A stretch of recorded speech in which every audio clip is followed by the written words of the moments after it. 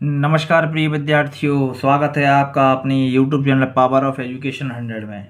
आज मैं आप लोगों के लिए और अध्याय 1 वास्तविक संख्याएं बहुत ही बेसिक तरीके से लेके आया हूं और यहां से हम पहला अध्याय से शुरू करते हैं और क्रम से आगे बढ़ते जाएंगे और न्यू पैटर्न पर ये आधारित हमारा अध्याय है, तो इसलिए वीडियो को बिल्कुल भी स्किप नहीं करना है। और ये जो वीडियो है, ये वीडियो लिया गया है कमज़ोर छात्रों को भी लेकर, अर्थात यदि जिनका बेस बिल्कुल भी क्लियर नहीं है तो उनके लिए भी ये बहुत ही महत्वपूर्ण वीडियो होने वाला है।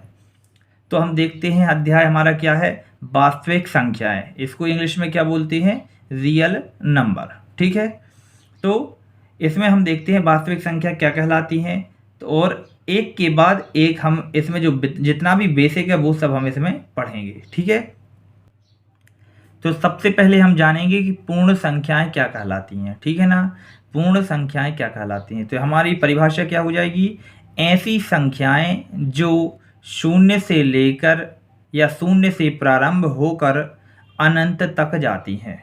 ऐसी संख्याएं जो शून्य से शुरू या प्रारंभ होकर कहाँ तक जाती हैं, अनंत तक जाती हैं। इन्हें हम क्या कहते हैं, पूर्ण संख्याएं कहते हैं या पूर्ण संख्याएं कहलाती हैं। ठीक है, पूर्ण संख्या क्या कहलाती हैं, जो जीरो से चालू होती हैं लेकिन कहाँ तक जाती हैं, ये जाती हैं अनंत तक। ठीक है, क्या कहलाती हैं, पूर्ण संख्या कहलाती हैं। चलिए अब हम देख लेते हैं उदाहरण इसके। तो इसके देखिए उदाहरण क्या हो जाएंगे, 0, 1, 2, 3, 4 और डैश डैश, मतलब ये अनंत, ये बढ़ती ही जाएंगी। तो ये क्या कहलाती हैं, हमारी पूर्ण संख्याएं। इसे n द्वारा प्रदर्शित करते हैं। इसे किसके द्वारा करते हैं, n के द्वारा प्रदर्शित करते हैं। अब हम देखते हैं नेक्स्ट क्या है। अब है हमारी प्राकृत संख्याएं। ठीक है ना, क्या है, प्राकृत संख्याएं। तो ऐसी संख्याएं जो 1 से शुरू होकर अनंत तक जाती हैं, प्राकृत संख्याएं कहलाती हैं। देखिए पूर्ण संख्या जो 0 से प्रारंभ होकर अनंत तक जाती थी, यदि इस 0 को यहाँ से हटा दिया जाए तो क्या बन जाएंगी, ये बन जाती है प्राकृत संख्याएं। ठीक है ना, तो ऐसी संख्याएं जो 1 से शुरू होकर अनंत तक जाती हैं प्राकृत संख्याएं कहलाती हैं। ठीक है, उदाहरण क्या हो जाएंगे, तो इसके उदाहरण हो जाएंगे 1, 2, 3, 4, 5, 6 ऐसे बढ़ते जाएंगे। ठीक है, अनंत तक। और इसे करते हैं हम W से प्रदर्शित, क्या करते हैं, W से। ठीक है, और उसे करते थे पूर्ण संख्या को N से और इसे करते हैं W से। ठीक है, अब हम बात करने वाले हैं पूर्णांक की। ये बहुत ही महत्वपूर्ण है पूर्णांक। ठीक है ना, तो क्या कहलाता पूर्णांक, देखिए शून्य सहित, ये हमें ध्यान रखना है, शून्य सहित सभी धनात्मक एवं ऋणात्मक संख्याओं के समूह को पूर्णांक कहते हैं। ठीक है, शून्य भी रहता है, उसमें धनात्मक और ऋणात्मक सभी संख्याएं होती हैं, उन्हें क्या कहते हैं, पूर्णांक कहते हैं। चलिए हम इनको देख लेते हैं। तो देखिए जैसे कोई कहे आपसे कि 0 क्या है, तो 0 एक पूर्णांक हो जाएगा। यदि आपसे कहें ऋण 14 तो ये भी एक पूर्णांक है। यदि हम कहें 20 तो ये एक संख्या है लेकिन ये भी क्या पूर्णांक है। यदि आपसे कहा जाए कि ऋण के 20 तो ये भी क्या है, पूर्णांक है, क्योंकि 0 के साथ धनात्मक और ऋणात्मक संख्याओं का जो समूह होता है वो क्या कहलाता है, पूर्णांक कहलाता है। चलिए अब हम देखते हैं इसमें, देखिए क्या है, सभी शून्य सहित सभी धनात्मक एवं ऋणात्मक संख्याओं के समूह को क्या कहते हैं, पूर्णांक कहते हैं। इसमें कोई दशमलव बिंदु नहीं होता, मतलब दशमलव वाली संख्याएं इसमें नहीं होती हैं। यदि दशमलव वाली संख्या है तो वह पूर्णांक नहीं होगा। और पूर्णांक को हम किसके द्वारा प्रदर्शित करते हैं, जेड के माध्यम से प्रदर्शित करते हैं। ठीक है, अब हम देखते हैं नेक्स्ट, पूर्णांक कितने प्रकार का होता है।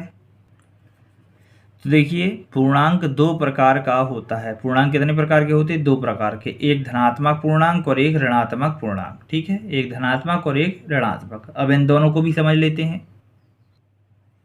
तो देखिए धनात्मक पूर्णांक, तो इसमें सभी धनात्मक संख्याओं का समूह होता है या शामिल होता है।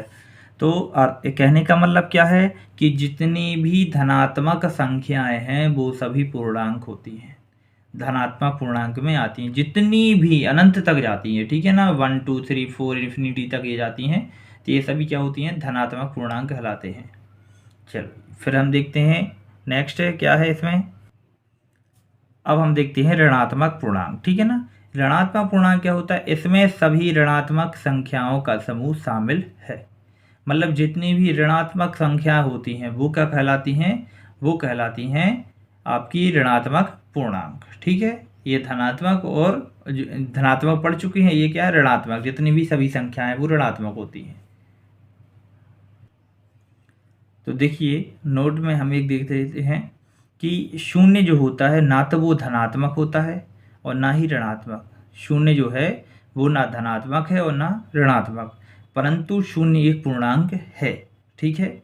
शून्य पूर्णांक तो है लेकिन ना ही वो धनात्मक होता है और ना ही ऋणात्मक, ठीक है। देखिए यहाँ पर मान लीजिए ये कोई रेखा है और इस रेखा में हम देखते हैं और यहाँ पर कोई बिंदु जीरो है, तो जीरो के इस साइड हम बढ़ेंगे यदि, तो यहाँ पर होते हैं पॉजिटिव नंबर 1 2 3, ये धनात्मक पूर्णांक में आते हैं, ठीक है, प्लस वैल्यू। और इस साइड हम यदि जाते हैं इसके तो ये होते हैं ऋणात्मक, ऋण 1 ऋण 2 ऋण 3, ये भी अनंत तक जाते हैं और ये भी अनंत तक जाते हैं, और ये होती हैं माइनस वैल्यू, ठीक है ना। इस साइड सभी माइनस वाले, और बीच में होता है जीरो। तो जीरो ना धनात्मक है और ना ही ऋणात्मक है, लेकिन यह निर्धारित जरूर करता है कि इस साइड यदि जाएंगे हम तो पॉजिटिव हो जाएगी वैल्यू, इस साइड जाएंगे तो नेगेटिव। तो ये सभी ये क्या कहलाती है, जितने भी ये आ रहे हैं ये सभी क्या कहलाती है, पूर्णांक कहलाती है। क्या कहलाते हैं, पूर्णांक। चलिए अब हम देखते हैं परिमेय संख्याएं। परिमेय संख्याएं क्या कहलाती हैं, आप में से बहुत सारे जो छात्र हैं वो जानते भी होंगे। तो वे संख्याएं जो P/Q के रूप में हों, वे संख्याएं जो P/Q के रूप में हों क्या कहलाती हैं, परिमेय संख्या कहलाती हैं। लेकिन जहाँ जो Q होता है, ये वाला जो Q है, ये Q बराबर नहीं होना चाहिए जीरो के, ठीक है ना। ये जो Q है ये जीरो के बराबर नहीं होना चाहिए। और P और Q क्या होते हैं, एक पूर्णांक हैं। P और Q क्या है, एक पूर्णांक है, और Q क्या नहीं होना चाहिए, जीरो नहीं होना चाहिए, ठीक है। चलिए उदाहरण देख लेते हैं। तो 3 5/7 ऋण 1/4 0, 0.3 के ऊपर ये बार कहलाता है। इसका मतलब ये आवृत्ति को बताता है, ये आता जाएगा। फिर 0.63 इसके ऊपर भी बार लगा हुआ है, तो ये आवृत्ति है। तो ये सब क्या है, ये परिमेय संख्या रहती है, इनको हम P/Q के रूप में लिख सकते हैं। तो ये सभी क्या है, परिमेय संख्या है। अब हम देखते हैं आगे। मुझे उम्मीद है कि आपको बहुत अच्छे से समझ में आ रहा होगा। अब हम देखते हैं परिमेय संख्याएं, ठीक है ना। परिमेय संख्या क्या कहलाती हैं, तो वे संख्याएं जो P/Q के रूप में ना हो। किसके रूप में ना हो, P/Q के रूप में ना हो, या परिमेय ना हो। जो परिमेय नहीं होगी वो अपरिमेय होगी, है ना, तो वो अपरिमेय संख्या कहलाती हैं। देखिए इस तरीके से आप बहुत अच्छे नोट्स भी बना सकते हैं, वीडियो को रोककर समझते हुए भी नोट्स भी बनाते जाएं। जैसे कि देखिए √2 √5 √2+2 या पाई आदि, ये सभी क्या हैं, रूट वाली जो संख्या होती है वो अपरिमेय संख्या कहलाती है, ठीक है ना। वो क्या कहलाती है, अपरिमेय संख्याएं। तो अपरिमेय समझा, और उसके बाद हमने क्या देखा, अपरिमेय। अब हम देखेंगे वास्तविक संख्याएं।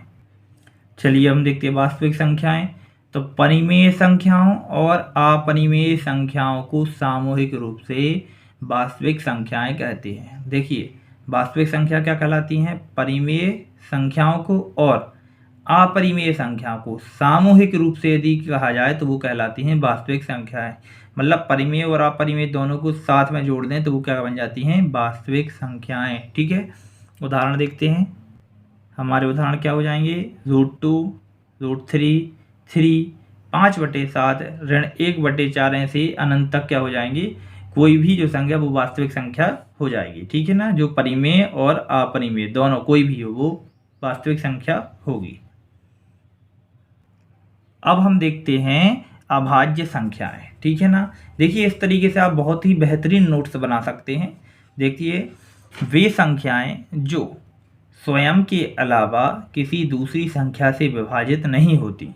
वे संख्याएं जो स्वयं के अलावा किसी दूसरी संख्या से विभाजित नहीं होती हैं क्या कहलाती हैं?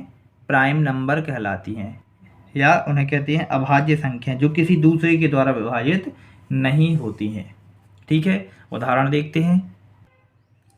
तो 2, 3, 5, 11, 13, ये देखिए यहाँ 7 भी है, तो 7 हमने पीछे लिख दिया है, भूल गया था मैं। तो 17, 19, 23 ऐसे और भी है।